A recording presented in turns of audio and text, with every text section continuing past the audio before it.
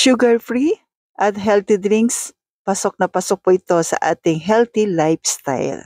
So una po ay atin po ihahanda yung ating mga flavors pero mas okay po na fresh or sabihin na natin frozen man na strawberry, pwede po yan. Imamash lang po natin katulad po nito. Yung sa akin kasi frozen po yung aking ginamit pero wala naman yung problema.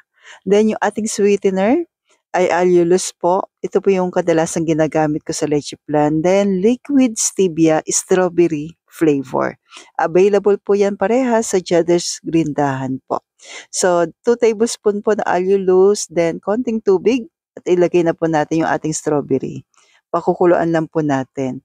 Actually, mas okay po na pinakuluan muna natin maigi yung ating allulose para nag-caramelize po. Then, naglagay na po ako ng stevia po na liquid para mas lumabas po yung flavor ng ating strawberry. Pakuluin, pagkakulo po, okay na yan. Then, itabi na po natin yan. And please don't forget to like and follow po para updated tayo sa ating mga local meal, local drinks natin everyday. Thank you and God bless. Yung ating matcha naman po ay available din sa Judder's Grindahan. Tutunawin lang po natin sa almond milk na unsweetened. Katulad po niyaan. So again po, unsweetened po ito na almond milk.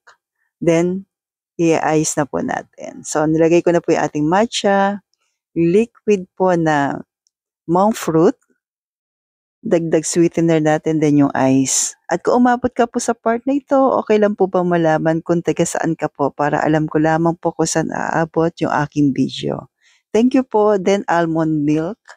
At syempre yung ating ginawa na healthy strawberry. O di ba po, refreshing at napakasarap. Pero syempre, in moderation po ito at enjoy our healthy drinks and sugar-free po na matcha strawberry. Stay healthy, stay local po.